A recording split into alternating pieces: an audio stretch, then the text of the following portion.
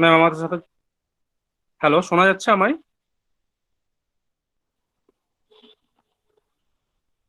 হ্যাঁ স্যার, যাচ্ছে। হ্যাঁ স্যার, শোনা যাচ্ছে। হ্যাঁ স্যার, যাচ্ছে।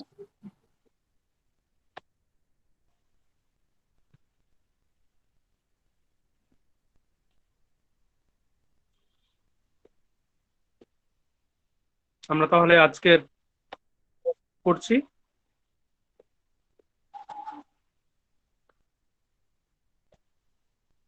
শুভ সকাল। বাঁকুড়া জেলা শারদামণি মহিলা মহাবিদ্যাপীঠের সমাজতত্ত্ব বিভাগ আয়োজিত তিন আন্তর্জাতিক অন্তর্জাল আলোচনা চক্রে সকলকে স্বাগত জানাই। গত দুদিন আমরা প্রথম দিনে আমরা ডক্টর সৌরভ মধুর দে মহাশয়ের আলোচনা শুনেছি সোশ্যাল স্ট্রেসের ওপর। আমরা গতকাল অনিন্দ সেন মহাশয়ের আলোচনা শুনেছি counselling from inability to empowerment এর উপর স্যার অসাধারণ আলোচনা করেছেন। আজ আমাদের সাথে আছেন বাংলাদেশের স্ট্যামফোর্ড বিশ্ববিদ্যালয়ের সহযোগী অধ্যাপিকা ইসরাত তানিয়া। তিনি একদিকে যেমন অধ্যাপিকা, অন্যদিকে তার আরেকটা পরিচয় আছে, তিনি বাংলাদেশের একজন অগ্রগণ্য গল্পকার। তার বিভিন্ন গল্পগ্রন্থ প্রকাশিত হয়েছে, সেগুলো পাঠক মহলে সমাদৃত, যার মধ্যে বীজ পুরুষ, মদ এক স্বর্ণাভ শিশির উল্লেখযোগ্য। এছাড়া তিনি একটি সাক্ষাৎকারের গ্রন্থ অনুবাদ তার একটি সাক্ষাৎকারের গ্রন্থ রয়েছে যার নাম আলাপের অ্যাম্পি থিয়েটার, সীমান্তহীন বাংলা ভাষার নারীস্বর। সেখানে বিভিন্ন সাহিত্যিকদের সাক্ষাৎকার রয়েছে।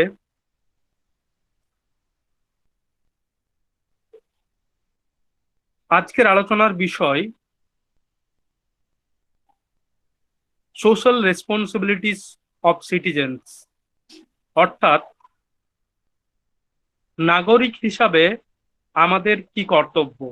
এই যে আমরা একটা অতিমারির মধ্য দিয়ে যাচ্ছি বা অতিমারির মধ্যে দিয়ে আমাদের লড়াই জারি রয়েছে, এখানে এই অতিমারির সাথে যুদ্ধে বা লড়াইয়ে বা সংগ্রাম যেটাই বলি না কেন, আমাদেরও কিছু দায়িত্ব রয়েছে নাগরিক হিসাবে, মানুষ হিসাবে। আমরা প্রতিনিয়তই দেখছি এখন টিভিতে খুললেই মৃত্যু সংবাদ, কিভাবে দিনের পর দিন করোনা আক্রান্তের সংখ্যা বেড়ে চলেছে। আমরাও কেবল আছি, সরকারকে দোষ দিচ্ছি, বিভিন্ন মানুষদের দোষ দিচ্ছি, কখনো সরকার উদাসীনতার প্রতি আঙুল তুলছি, কখনো কোনো কমিউনিটির প্রতি আঙুল তুলছি, কিন্তু আমরা ভুলে যাচ্ছি যে আমাদের প্রত্যেকেরই কিছু দায়িত্ব রয়েছে। আমরা যদি নিজেদের সেই দায়িত্ব,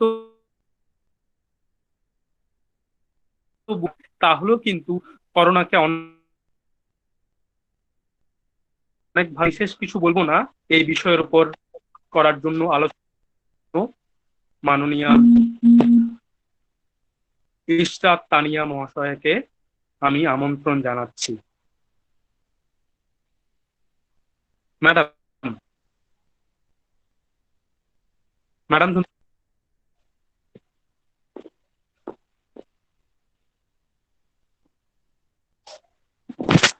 ম্যাডাম শোনা যাচ্ছে?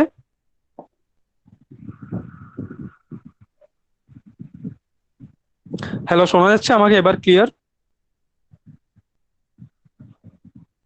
হ্যালো। হ্যাঁ স্যার শোনা যাচ্ছে, কিন্তু প্রবলেম হচ্ছে একবার করে। ঠিক আছে, আচ্ছা আমি এবার আজকের প্রধান বক্তা ইশরাত তানিয়া মহাশয়কে তার বক্তব্য রাখার জন্য, আলোচনাকে এগিয়ে নিয়ে যাওয়ার জন্য অনুরোধ জানাচ্ছি।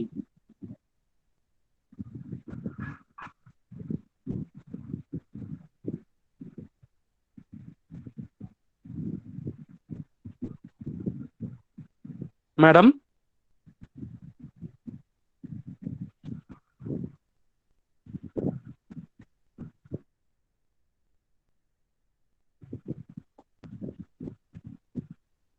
ম্যাডাম আপনার স্পিকার অফ আছে।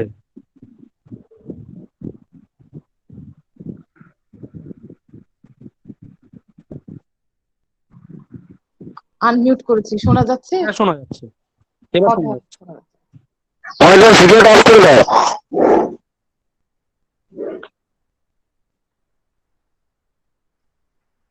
আমি আসলে এমন একটা সময়ে কথা বলছি যখন পৃথিবীর একটা দুঃসময় যাচ্ছে।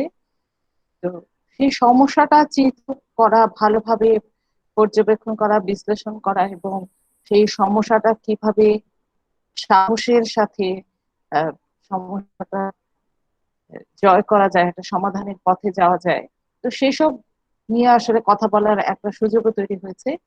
তো এই আন্তর্জাতিক যে একটা ওয়েব সেমিনারের আয়োজন করা হচ্ছে, সেজন্য আমি বাঁকুড়া জেলা সারদামণি মহিলা মহাবিদ্যাপীঠকে ধন্যবাদ জানাচ্ছি। আমাকে আমি সম্মানিত বোধ করছি এবং আরো ধন্যবাদ জানাচ্ছি এই কারণে যে শুধু এই আয়োজনটা করছে তা নয়, আমাকে একজন গেস্ট লেকচারার হিসেবে এখানে আমন্ত্রণ জানানো হচ্ছে যেন আমি এই ব্যাপারে কিছু বলতে পারি। তো এই সুযোগটা দেওয়ার জন্য ধন্যবাদ জানাচ্ছি। এই সময়টার কথা বলছি যে আমাদের আসলে আমাকে যে ক্ষেত্রটা নির্ধারণ করে দেওয়া হয়েছে আজকে বক্তব্যের জন্য, সেটা হচ্ছে যে একজন সামাজিক নাগরিক হিসেবে আমি কি করতে পারি বা আমরা আসলে কি করতে পারি এই এরকম একটা অতিমারির সময়। কারণ আমাদের অভিজ্ঞতাতে কিন্তু এরকম কিছু নেই এবং আমরা জানি যে বিগত 100 বছরের মধ্যে এমন ধরনের কোনো অভিজ্ঞতার মধ্যে দিয়ে আমরা যাইনি। হ্যাঁ, আমরা জানি এর আগে আপনার যে ইয়েগুলো হয়েছে, মহামারী হয়েছে এবং অতিমারি হয়েছে, সেটা প্লেগ আছে এবং সাহিত্য এবং ইতিহাস পাঠ করলে এর সম্পর্কে আমরা আসলে কিছুটা ধারণা পাই। কিন্তু একেবারে যেটা নিজের সময় লক্ষ্য করা, সেরকম একটা অদ্ভুত একটা সময়, এবং এই সময়টা আমরা বলছি এখন নিউ নর্মাল বা নিউ নর্মাল সিচুয়েশন আমরা বলছি, যে আসলে এই পরিস্থিতিটাই এখন স্বাভাবিক হয়ে গেছে, যে একটা অস্বাভাবিক পরিস্থিতির কথা আমরা বলছি, সেই পরিস্থিতিটা স্বাভাবিক হয়ে গেছে।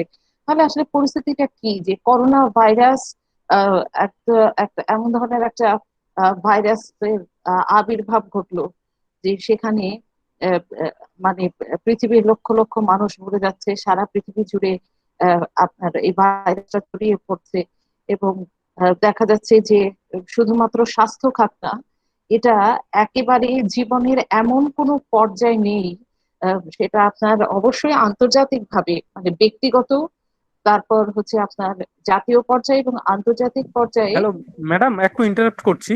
Sure sure. বলছি শোনাচ্ছে না, আপনি ভিডিওটা অফ করে বলুন, তাহলে ঠিক শোনা যাবে আর কি। ভিডিওটা? আমরা একদমই শুনতে পাচ্ছি না। আচ্ছা আপনি পারলে ভিডিওটা অফ করুন, শুধু অডিওটা রাখুন, তাহলে অডিয়েবল হবে ভালোভাবে। আচ্ছা, টার্ন অফ দ্য ক্যামেরা ওটা কি অফ আস্তে করে সাউন্ড দিচ্ছি। আসছে। আচ্ছা, আমি ক্যামেরা অফ করছি, আপনি জানান আমাকে। হ্যাঁ, আচ্ছা আচ্ছা, আমি ক্যামেরা অফ করে দিলাম। আহ, আমার কথা কি শোনা যাচ্ছে? আমাকে একটু রেসপন্স করতে হবে। এখন কি শুনতে পাচ্ছেন? হ্যাঁ শোনা ইয়েস যাচ্ছে, ম্যাম। পাওয়া আচ্ছা যাচ্ছে শোনা। আচ্ছা আচ্ছা, ঠিক আছে। তাহলে আমি আহ, একটু আগে যে কথাগুলো বলছিলাম সেটা সেটা দিয়ে শুরু করি, যেহেতু এখানে একটা ইন্টারাপশন হয়েছে। যেটা বলছিলাম যে পৃথিবীর আসলে এমন একটা দুর্যোগের সময় এখন পার করছি আমরা, এই অতিমারি। গত 100 বছরের মধ্যে কিন্তু এই ধরনের মহামারীর অভিজ্ঞতা আমাদের হয়নি, আমরা দেখিনি। ইতিহাসে বা সাহিত্যের বই পাঠ করলে আহ, সেখান থেকে আমরা দেখতে পাচ্ছি যে কিছু ধারণা করতে পারি। কিন্তু একেবারেই আমাদের অভিজ্ঞতার মধ্যে এই ধরনের কোনো পরিস্থিতি ছিল না, বা আমাদের আগের যে প্রজন্ম তাদেরও ছিল না, আমাদের পরবর্তী যে প্রজন্ম আছে তাদেরও ছিল না। তো আমরা পৃথিবীর মানুষরা এখন যেই পরিস্থিতির মধ্যে দিয়ে যাচ্ছি, সেখানে অবশ্যই সামাজিক ভাবে আমাদের কিছু দায়িত্ব এবং কর্তব্য আছে বলে আমরা মনে করি। তো এই পরিস্থিতির মধ্যে যেটা আসলে এখন আর তো মানে যদি বলতে যাই যে আন্তর্জাতিক, যেটা বললাম যে আসলে এটা এমন কোনো পর্যায়ে নেই যে করোনা ভাইরাস বা কোভিড ক্রাইসিস যেটাকে আমরা বলছি, এই আহ, এই অতিমারি ব্যক্তিগত পর্যায় থেকে শুরু করে আপনার সামাজিক, রাষ্ট্রীয়, এমনকি আন্তর্জাতিক পর্যায়ে এটার প্রভাব আমরা দেখতে পাচ্ছি। তো সেই ক্ষেত্রে বলা যায় যে এটা আসলে মানে এর মুখোমুখি দাঁড়িয়ে এখন আর লড়াই করা ছাড়া আসলে আর আমাদের কিছু করার নেই। তো এমন কোনো জীবনের, এমন কোনো আহ, ক্ষেত্র নেই যেটা এই করোনা ভাইরাস দিয়ে প্রভাবিত হয়নি। সরাসরি ভাবে প্রভাবিত হয়েছে, অথবা আপনার পরোক্ষভাবে প্রভাবিত হয়েছে। মানে কোনো না কোনো ভাবে আমরা দেখতে পাচ্ছি যে প্রভাবিত হয়েছে আমরা। তো সেক্ষেত্রে যেটা বলতে পারি আজকে, আপনার সারা পৃথিবীর দিকে যদি আমরা তাকাই, সরাসরি ভাবে দুটো খাত বা ক্ষেত্র প্রভাবিত হচ্ছে এবং নেতিবাচক ভাবে প্রভাবিত হয়েছে। একটা হচ্ছে আপনার স্বাস্থ্যসেবা, আর একটা হচ্ছে অর্থনীতি। এই দুটো ছাড়াও অন্যান্য সমস্ত কিছু, আমাদের স্বাভাবিক জীবনাচরণ, আমাদের স্বাভাবিক জীবন ব্যবস্থা, আমাদের শিক্ষা, আমাদের আহ, আপনার কি বলবো যে একদম যাপিত জীবনের প্রতিটা পর্যায়ে, এমনকি আপনার ফুড ক্রাইসিস বা খাদ্যাভাব পর্যন্ত আমরা দেখতে পাচ্ছি। তো এরকম একটা পরিস্থিতির মধ্যে আসলে যেটা হয় যে সরকার সর্বাত্মকভাবে চেষ্টা করেছে। সরকার বলতে আমি একেবারে ধনী দেশ থেকে শুরু করে মধ্যম আয় এবং নিম্ন আয়ের দেশের কথাও বলছি, যে সরকার যে একেবারে খুব সফলতার সাথে কাজ করতে পারছে তা না। কারণ সরকারের জন্য এই অভিজ্ঞতাটা একেবারে নতুন, এবং কিভাবে এটা কি করা যায় সেটা নিয়েও আহ, বিস্তর আপনার আলোচনা হচ্ছে, কাজ হচ্ছে, সমালোচনা হচ্ছে। তো সরকার চেষ্টা করছে, প্রতিটি দেশের সরকারই চেষ্টা করছে। তো সরকারের যে চেষ্টা, তার সাথে সাথে আমরা মনে করি যে নাগরিক হিসেবে আমাদের আসলে কিছুটা আহ, আহ, মানে অনেকটাই, কিছুটা বলবো না, অনেকটাই দায়িত্ব কর্তব্য আছে। তো সেগুলো আমরা যদি একটু আজকের আলোচনায় আনি, যেটা বিষয়বস্তু, সেটা হচ্ছে যে আপনার একজন নাগরিকের দায়িত্ব কি হতে পারে এখানে। তো প্রথমে যেটা আমি বলবো যে যে একটা তো বলেই নিলাম যে স্বাস্থ্য খাত, অর্থনীতি, তারপর আপনার মানসিক স্বাস্থ্য এবং সামাজিক শৃঙ্খলা, এই জিনিসগুলো আপনার প্রভাবিত হচ্ছে। তো প্রথমে যেটা বলবো সেটা হচ্ছে স্বাস্থ্যবিধি। যে আমি মনে করি যে একজন নাগরিক হিসেবে আপনি প্রথমেই যে কাজটা করতে পারেন সেটা হচ্ছে নিজের স্বাস্থ্যবিধিটা আপনি মেনে চলবেন। একটা সময় ছিল যে নিজের স্বাস্থ্যবিধি মেনে চললে নিজের রোগ প্রতিরোধ ক্ষমতা বাড়বে, বা আহ, আমাদের ইমিউন সিস্টেম ভালো হবে, আমরা আক্রান্ত হব না, বা আক্রান্ত হলেও শরীরটা সেরকম ভাবে যদি আমরা ঠিকঠাক রাখতে পারি তাহলে কম ক্ষতিগ্রস্ত হব। এরকম একটা চিন্তা ভাবনার সাথে আমরা পরিচিত। কিন্তু এখন যেটা আমরা প্রত্যক্ষ করলাম সেটা হচ্ছে যে কোভিড আক্রান্ত যারা হচ্ছেন তারা অনেক সময় নিজেরাও জানেন না যে তারা আক্রান্ত হয়েছেন। এটাকে বলা হয় নন সিমটোমেটিক কোভিড। এখন এই নন সিমটোমেটিক যারা, তারা কিন্তু নিজেদের অজান্তেই রোগটা ছড়াচ্ছেন, তো ভাইরাসটা ছড়িয়ে দিচ্ছেন। এক্ষেত্রে আমাদের যেটা করতে হবে যে যদি আমরা একটা মাস্ক ইউজ করি, মানে আমি নিজেই ধরেন জানি না যে আমার আসলে কোভিড হয়েছে কি হয়নি, যখন সিমটম বোঝা যায় না, তা আমি যদি মাস্ক পরি, এটা শুধু আমার জন্য পরছি না, আমি যাতে অন্যকে আক্রান্ত না করি সেজন্য কিন্তু আমার মাস্ক পরাটা জরুরি। আর এরকম জনবসতিপূর্ণ দেশ, এটা ভারতের কথা যদি বলি, বাংলাদেশের কথা যদি বলি, তো সেক্ষেত্রে আসলে সবাইকে করোনা ভাইরাস টেস্টের অধীনে আনা যাবে এবং সবাইকে প্রপার ট্রিটমেন্ট দেওয়া যাবে একই রকম ভাবে। সেটা আসলে আহ, মানে হচ্ছে না, মানে এখনো পর্যন্ত আমরা দেখতে পাইনি যে খুব একটা আশাজনক একটা পরিস্থিতি তৈরি হয়েছে। এবং আপনারা হয়তো লক্ষ্য করেছেন যে দিন দিন কিন্তু আপনার মৃত্যুর হার বাড়ছে এবং আক্রান্তের পরিমাণও বাড়ছে। এবং আমরা একটা আসলে হার্ড ইমিউনিটির দিকে যাচ্ছি, যে একেবারে যে একটা সময় হয়তো দেখা যাবে যে অধিকাংশ মানুষই কোভিড আক্রান্ত হয়েছেন এবং সেখান থেকে আহ, যারা আপনার সার্ভাইভ করতে পেরেছেন, তারা তো করোনা বিজয়ী হিসেবে জীবনে ফিরে আসছেন। তো তাহলে এখানে আমি যে কথাটা বলতে চাচ্ছি সেটা হলো যে স্বাস্থ্যবিধি আপনি যখন পালন করছেন, এটা শুধুমাত্র আপনি নিরাপদ থাকছেন তা নয়, আপনার কাছ থেকে যাতে আরেকজন আক্রান্ত না হয় সেই দায়িত্বটুকু কিন্তু আপনি পালন করছেন। একসময় আমরা বলতাম together we stand, divide we fall, কিন্তু এখন ব্যাপারটা উল্টো হয়ে গেছে। এখন হচ্ছে divide we stand, together we fall. তো সেক্ষেত্রে আরেকটা ব্যাপার আসছে আপনার আইসোলেশন, ওইটা আমি একটু পরে বলছি। স্বাস্থ্য ব্যক্তিগতভাবে যে পরামর্শগুলো দেওয়া হয়েছে, বিশেষ করে যেই নির্দেশনাগুলো দিয়েছে, সেটা আমি মনে করি যে নাগরিক হিসেবে এটা আমার নাগরিক দায়িত্ব এবং কর্তব্য যে নিজে সচেতন হওয়া এবং অন্যকে সচেতন করা। আপনার সবসময় হাত ধোয়া, এগুলো আমরা অলরেডি জেনে গেছি, কয়েক মাস ধরে এগুলো প্রচারিত হচ্ছে। মাস্ক ব্যবহার করা, স্যানিটাইজার ব্যবহার করা, তো একটা যে কোনো জায়গায় একটা শারীরিক ভাবে একটা দূরত্ব বজায় রাখা, সেই জিনিসটাকে আমরা এই কনসেপ্টটাকে আমরা সোশ্যাল ডিস্টেন্সিং বলছি। এটা আসলে একটা ভুল, সোশ্যাল ডিস্টেন্সিং না। সামাজিক ভাবে আমরা আসলে দূরে যেতে চাই না, আমরা কাছাকাছি থাকতে চাই। এটা হবে ফিজিক্যাল ডিস্টেন্সিং, যে শারীরিক ভাবে দূরত্ব বজায় রাখা। তো এইগুলো আমি মনে করছি যে একজন নাগরিক হিসেবে অবশ্যই আমাদের পালন করা উচিত, ও অন্যকে যাতে আমরা আক্রান্ত না করি, নিজেরা যাতে আক্রান্ত না হই। এখন আরেকটা গুরুত্বপূর্ণ ব্যাপার হচ্ছে যে যারা আক্রান্ত হচ্ছে, এটার কিন্তু একটা আসলে মানসিক স্বাস্থ্য বা মনোবৈকল্যের কথা দুটো বলবো। এই মনোবৈকল্য আসলে আহ, এমন একটা আহ, অবস্থা, মানে কি বলবো, যে যখন আমি স্বাভাবিকভাবে আমার আহ, একটা মানসিক অবস্থা যেভাবে কাজ করে, এখানে সেটা কাজ করছে না। তো আহ, দুটো ক্ষেত্রের কথা আমি বলবো। এক হচ্ছে যারা কোভিড আক্রান্ত হয়েছেন, আর এক হচ্ছে যারা আক্রান্ত হননি।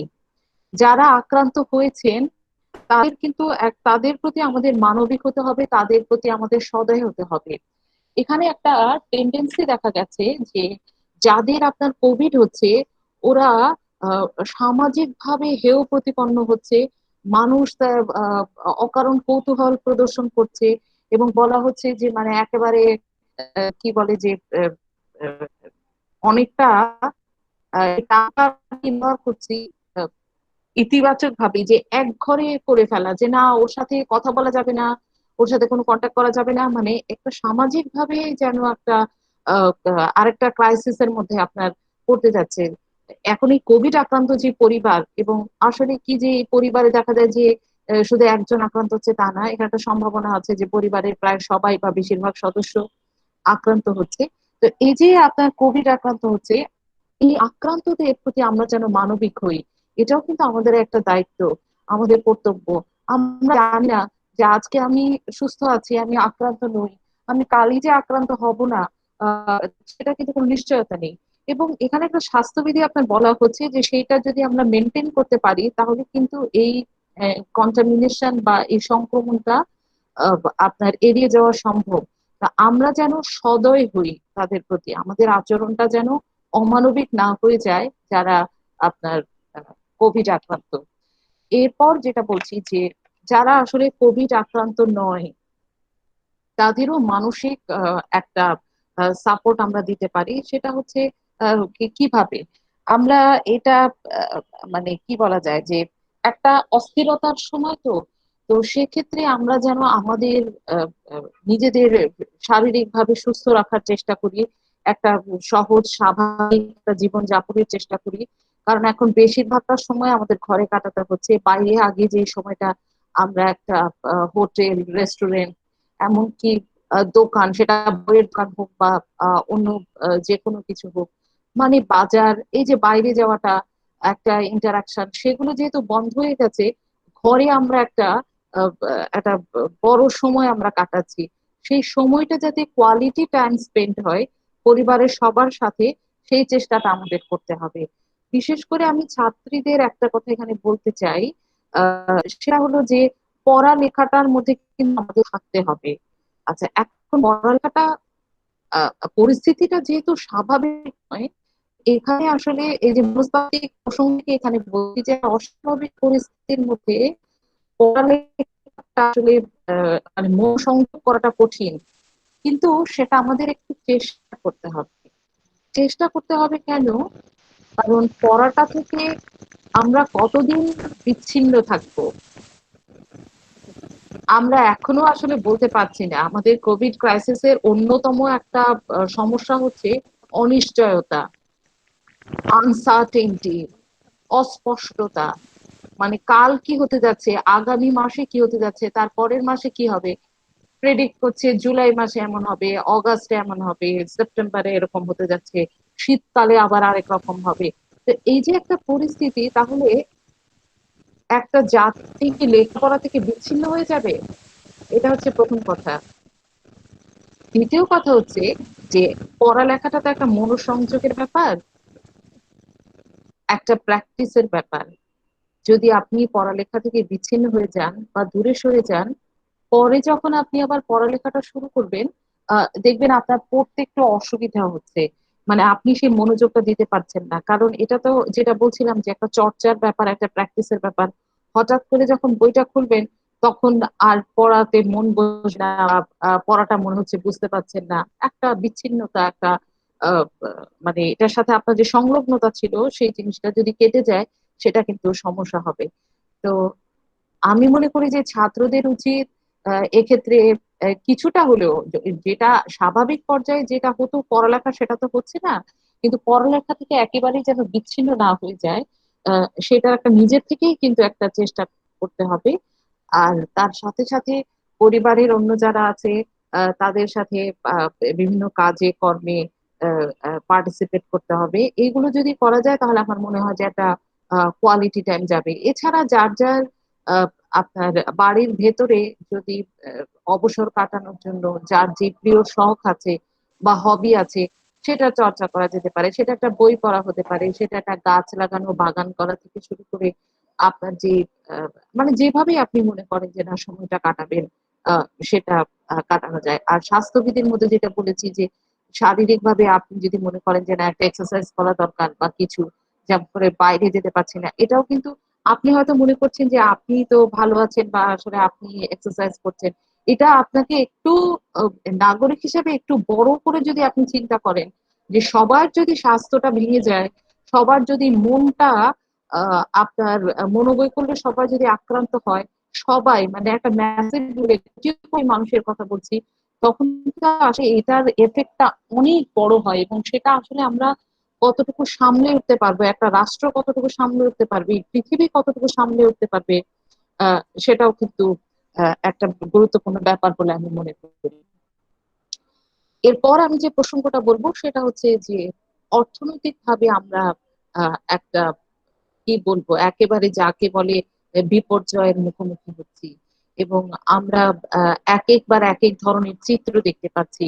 যেমন আপনাদের আহ, একটা কথা উল্লেখ করতে চাই, সেটা হচ্ছে যে হ্যাঁ, এখন অর্থনৈতিক ভাবে যে সমস্যাটা হচ্ছে, যে লকডাউনের ফলে দেখা যাচ্ছে বিভিন্ন ধরনের ফ্যাক্টরি, কারখানা, এগুলো সব বন্ধ হয়ে যাচ্ছে।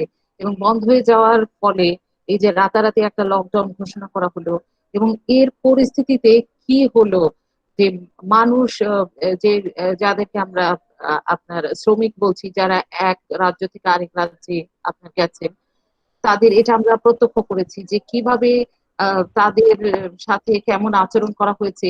এবং দীর্ঘ পথ, হাজার হাজার কিলোমিটার, আহ মাইলকে মাইল তারা আপনার হেঁটে যাচ্ছেন, পথে অভুক্ত, অসুস্থ, ক্লান্ত, আহ মরে পড়ে আছেন, মরে যাচ্ছেন, বাড়ি পর্যন্ত পৌঁছতে পারেননি।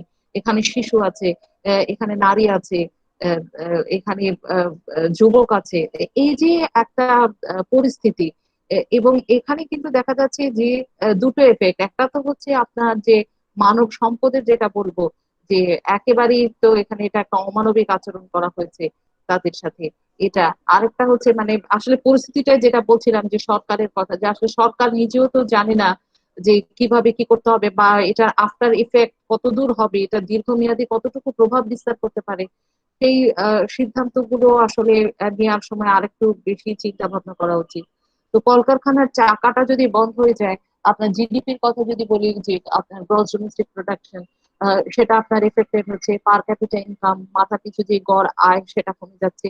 এবং আমরা খুব দুঃখজনক ভাবে দেখতে পাচ্ছি যে দারিদ্র সীমার উপরে, অ্যাবাভ দ্য পোভার্টি লাইন, যে সংখ্যক মানুষ ছিলেন, তাদের এই মুহূর্তের একটা পরিসংখ্যানে বলা হচ্ছে যে প্রায় 80% মানুষ আবার আপনার সেই দারিদ্র সীমার নিচে নেমে গেছে, বিলো দা পোভার্টি লাইন।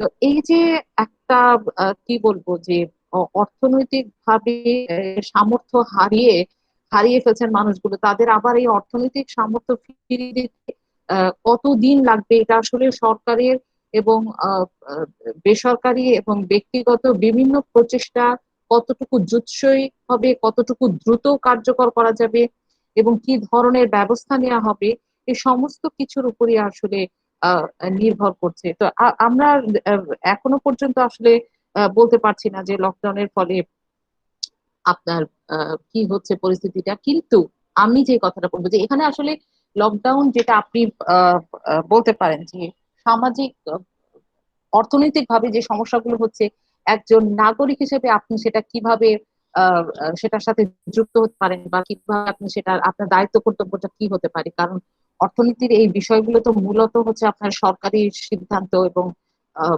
সেটা কতটুকু কার্যকর হবে সেটার উপর নির্ভর করছে। আপনার একজন সিটিজেন হিসেবে আমি যে কথাটা বলতে পারি, আমি যে বিবেচনাটা এখানে করি, সেটা হলো বিভিন্ন ভাবে তো আপনার যেটা কর্মসংস্থান যেটা ছিল, সেটা এখন আর সেই পরিস্থিতিতে নেই। আহ, আপনার অনেক মানুষের চাকরি চলে গেছে। এবং সেটা আমি শুধুমাত্র আপনার শ্রমিকদের কথা বলছি না, মজুরদের কথা বলছি না, যে ফ্যাক্টরি বন্ধ হয়ে গেছে তারা তাদের এখন আহ, কর্মহীন, সেটা না। এমনকি আপনার সাংবাদিক থেকে শুরু করে, শিক্ষকতা থেকে শুরু করে বিভিন্ন পেশার, বিশেষ করে যারা বেসরকারি, তারা কিন্তু চাকরি হারাচ্ছেন। এবং চাকরি হারাচ্ছেন মানে তাদেরকে ফায়ার করা হচ্ছে সেটা না, যেমন বলে দিচ্ছে যে আপনি বিনা বেতনে ছুটিতে চলে যান।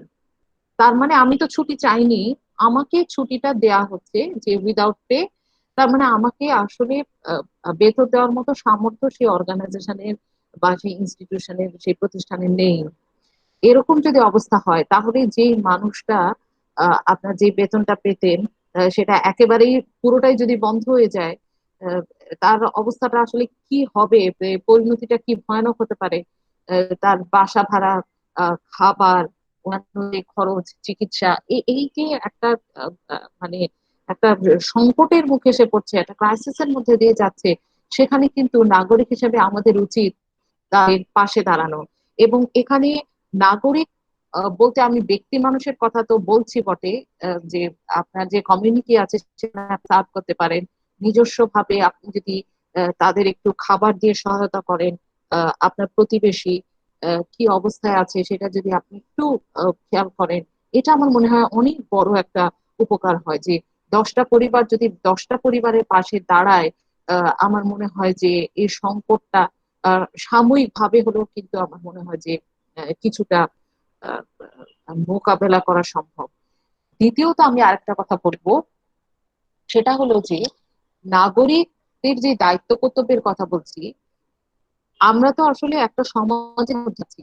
কাজে সামাজিক প্রাণী হিসেবে, সামাজিক জীব হিসেবে আমাদের এখানে কিছু সমাজের প্রতি কিছু করণীয় আছে, যে যারা পারছে না, যারা অক্ষম, যারা যোগ্যতা থাকা সত্ত্বেও সমস্যার মধ্যে পড়েছে, তাদের পাশে দাঁড়ানো।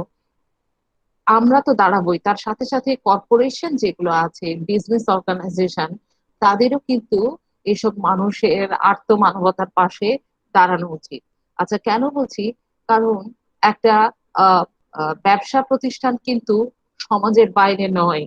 একটা ব্যবসা প্রতিষ্ঠান সমাজের মধ্যেই কাজ করছে, এবং এই সমাজের মধ্যে কাজ করছে। সমাজের মানুষরা তাকে তার যে ইন্টারনাল এবং এক্সটার্নাল দুভাবেই কিন্তু, মানে মানুষই তো একটা অর্গানাইজেশন চালাচ্ছে। এবং এই সমাজের কাছ থেকে ওরা যদি এখানে সমাজের মধ্যে আপনার ব্যবসা করে তারা যদি মুনাফা অর্জন করতে পারে, তাহলে সমাজের প্রতিও তাদের কিছু দায়িত্ব কর্তব্য আছে। এবং আপনার ব্যবসা কিন্তু সেই ব্যবসা প্রতিষ্ঠানগুলো কিন্তু ইদানিং এই জায়গাটা খুব ভালো করে লক্ষ্য করছে, এবং তারা কিন্তু এই প্র্যাকটিসটা করছে, যেটাকে আমরা বলি কর্পোরেট সিটিজেনশিপ। তার মানে একটা কর্পোরেশন বা একটা অর্গানাইজেশনেরও দায়িত্ব কর্তব্য আছে সিটিজেন হিসেবে, বলছি আমরা এখানে। তাহলে সেই অর্গানাইজেশন গুলো কিন্তু একটু মানবিক ভাবে যদি চিন্তা করে, যে বিভিন্ন রিলিফ ওয়ার্ক যদি ওরা সহায়তা দেয়, বা সেটা খাবার বা চিকিৎসা বা অন্য যে কোনো ভাবে, সেটা আমার মনে হয় যে অর্থনৈতিক ভাবে দুর্বল যে রাষ্ট্রগুলো আছে, তার পাশে যদি কর্পোরেট সেক্টরটা একটু হাত বাড়িয়ে দেয়, তাদেরও তো, একটা মন্দার মধ্যে দিয়ে তো তারাও যাচ্ছে, কিন্তু কিছুটা যদি আমার মনে হয় যে এগিয়ে আসে ব্যবসা প্রতিষ্ঠানগুলো, সেক্ষেত্রে আমাদের কোভিড ক্রাইসিসটা আমরা হয়তো সামান্য হলেও আপনার সহনীয় হয়ে উঠবে। আর যে কথাটা বলছিলাম, যে একটা মানসিক যে অবস্থার মধ্যে দিয়ে আমরা যাচ্ছি, আমাদের কিন্তু একটা ব্যাপার মনে রাখতে হবে, যে কোভিড আক্রান্ত হয়ে আহ, এক একটা পরিবার থেকে দেখা যাচ্ছে একাধিক মানুষ আপনার মৃত্যুবরণ করছে। তো একজনের মৃত্যুই যেখানে আমাদের সামলে ওঠা, ওই শোকটা সামলে ওঠা মুশকিল, সেখানে একাধিক মৃত্যু এক একটা পরিবারে ঘটছে। তো ওদের মানসিক অবস্থাটার প্রতি আমরা যেন দৃষ্টি দেই, তাদের যেন আমরা সোশ্যালি আমরা যেন স্টিগমাটাইজ না করি বা আলাদা করে না দিই।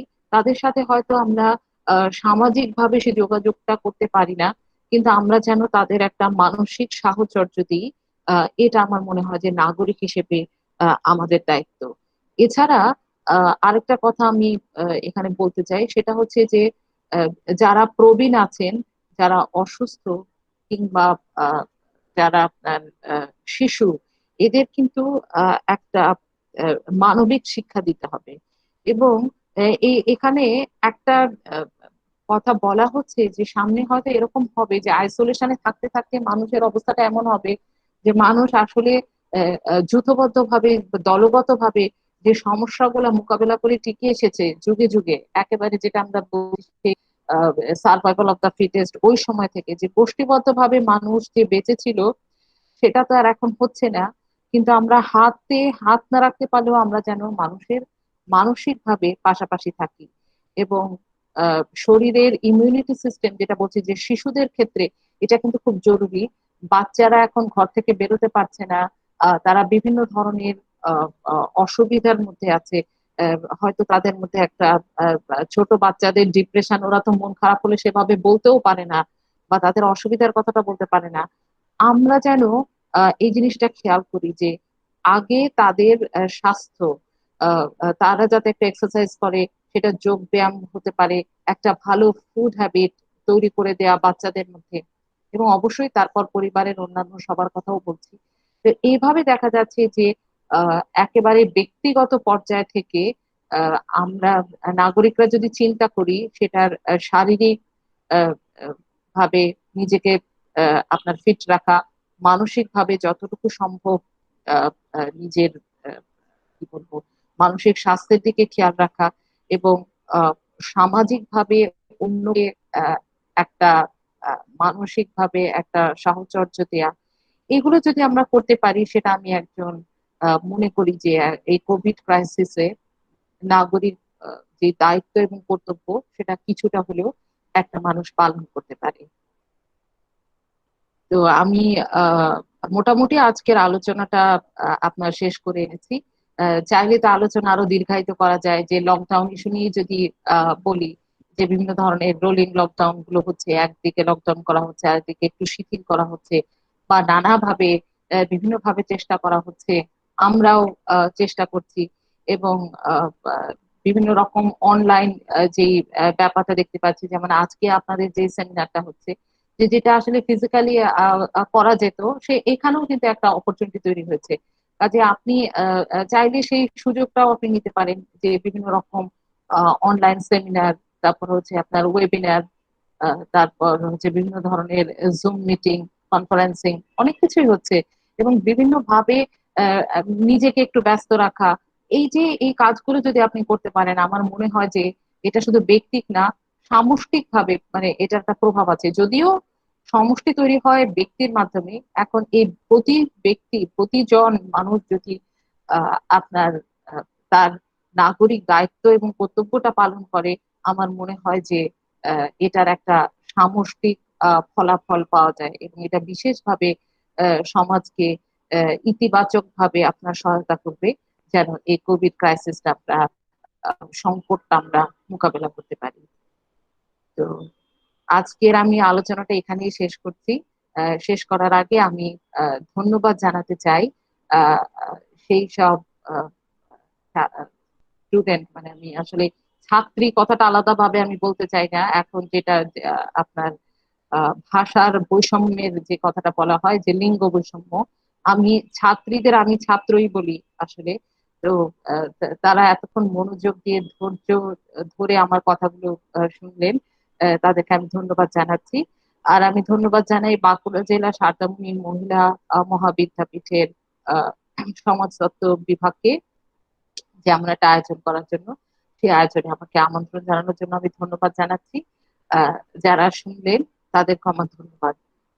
আপনাদের যদি কারো কোনো জিজ্ঞাসা থাকে, তাহলে আমাকে প্রশ্ন করতে পারেন।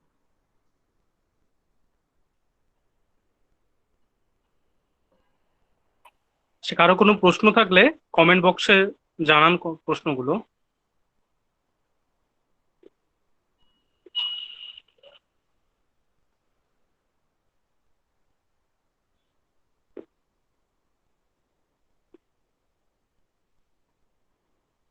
না, মনে হচ্ছে তেমন কোনো প্রশ্ন নেই। আপনার একটু ওয়েট করে স্যার, মনে হচ্ছে জয়েন হতে পারছেন না। আচ্ছা, 1 মিনিট ওয়েট করে যায় একটু। তো আচ্ছা, মনোজ এখানে স্যার, আপনি যেহেতু 2-1 মিনিট অপেক্ষা করতে বললেন, এখানে আমরা আপনার কিছু কথা শুনি এই সময়টা। আচ্ছা,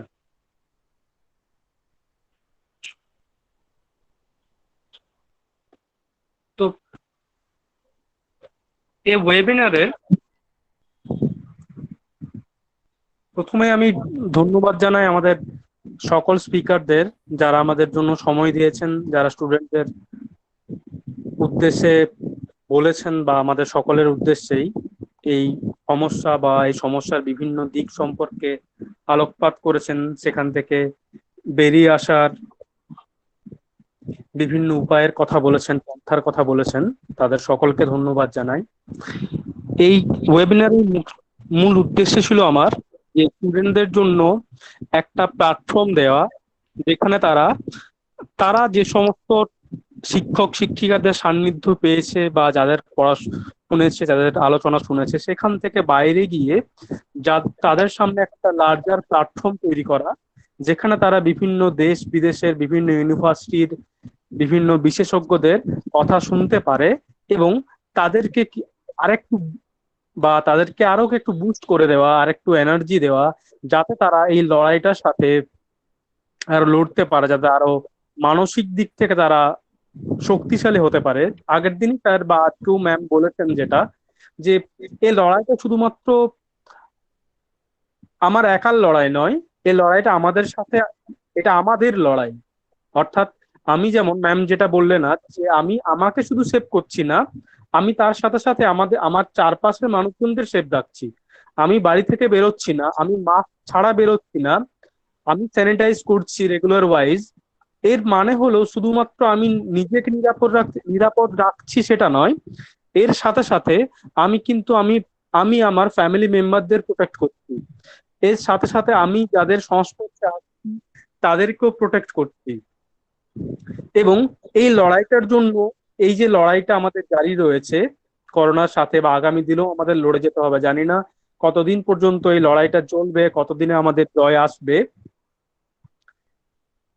এই লড়াইটার জন্য আমাদের একটা মানসিক দৃঢ়তা প্রয়োজন। আমরা মানসিক ভাবে যদি শক্তিশালী না হয়, আমরা যদি মানসিক দৃঢ়তা না আনি, তাহলে কিন্তু এই লড়াইটা চালিয়ে যাওয়া কতদূর সম্ভব হবে না। তাই আমি আশা করি যে আমাদের যারা এই 3 দিনের পার্টিসিপেন্ট ছিলেন, তারা প্রত্যেকেই স্পিকারদের আলোচনা থেকে সমৃদ্ধ হয়েছেন। তারা প্রত্যেকেই এই করোনা পরিস্থিতিকে আরো ভালোভাবে উপলব্ধি করতে পেরেছেন, কিভাবে এটার সাথে মোকাবিলা করতে হবে সেটাও আমরা আরো ভালোভাবে রিয়েলাইজ করতে পেরেছি, যেগুলো আমরা আমাদের আগামী দিনে কাজে লাগাতে পারবো। আর কিছু বলছি না আমি। আমাদের সাথে প্রিন্সিপাল স্যার এসেছেন, আমি স্যারকে কিছু বলার জন্য অনুরোধ জানাচ্ছি। স্যার। হ্যাঁ মনোজ, থ্যাংক ইউ। আমরা খুব সমৃদ্ধ হয়েছি বিগত 3 দিন ধরে যে আলোচনা সভা এই আয়োজন করা হয়েছে বাঁকুড়া জেলার সারদামণি মহিলা মহাবিদ্যাপীঠের সোশিওলজি ডিপার্টমেন্ট থেকে, এবং উনি সিঙ্গল হ্যান্ডেডলি এত সুন্দর বিষয়টাকে পরিচালনা করেছেন। কালকে আমি পরশুদিনকে ইনঅগারাল সেশনে ছিলাম, সেখানে আমার কিছু ভিউজ আমি দেখলাম যে অ্যাবাউট 172 or 173 পার্টিসিপেট করেছিলেন, তাই না? কাজে এটা একটা হিউজ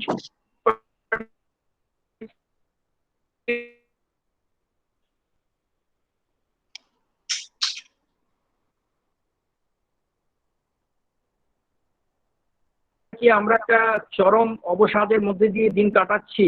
মানসিক অবসাদ আমাদের, এটা আবার ফিরে আসছে, লকডাউন নামক একটা শব্দ, সেইটা শুনে আবার আমরা আতঙ্কিত হচ্ছি। তো আমরা আতঙ্কিত যেমন হচ্ছি, তেমনি তার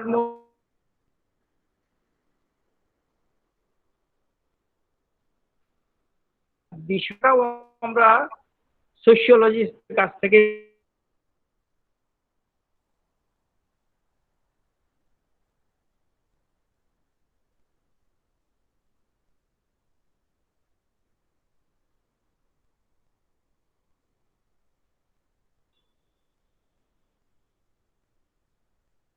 views and to have your deliberations today in this webinar, where our students and some students of neighboring colleges enjoyed, I think, very much.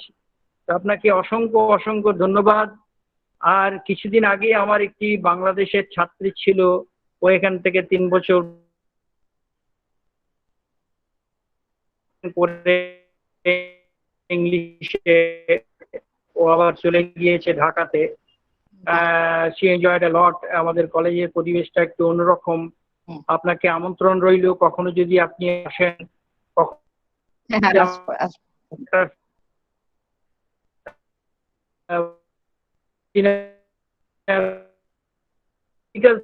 Seminar করার সুযোগ পাই।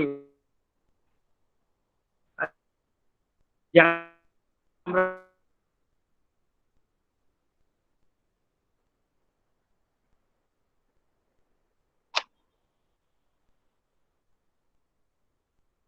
পৃথিবীতে মারা গিয়েছিলেন, কিন্তু মানব জাতি বিচ্ছিন্ন হয়ে ধ্বংস হয়ে যায়নি।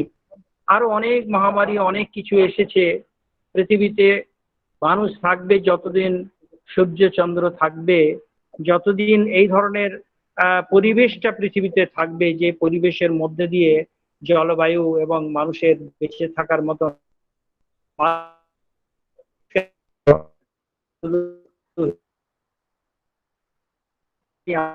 চিত্রটাকে নষ্ট করে ফেলছি, এটা আমাদের খুব দুর্ভাগ্য।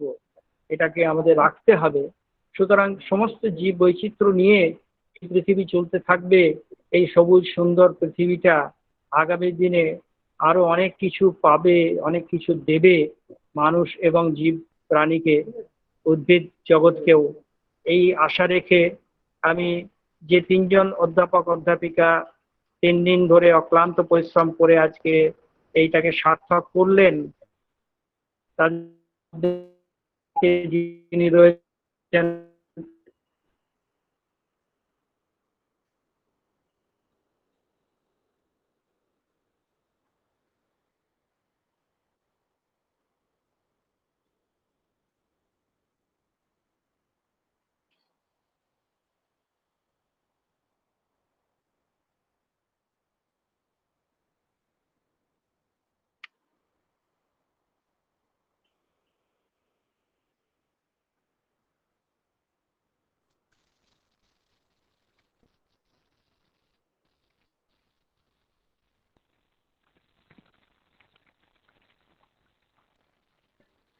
তাদের সকলকে আমার আন্তরিক শুভেচ্ছা, অভিনন্দন এবং ভালোবাসা জানিয়ে আমার কথা বলা শেষ করছি, এই আশা নিয়ে যে আগামী দিন সোশিওলজি আমাদের পথ দেখাবে, আগামী দিন আমাদের সঠিক কাউন্সেলিং করে বেঁচে থাকার রসদটা আমাদের জুগিয়ে দেবে।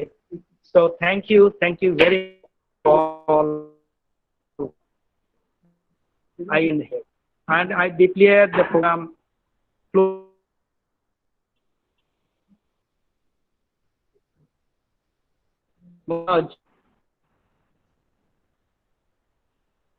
হ্যাঁ, থ্যাংক ইউ।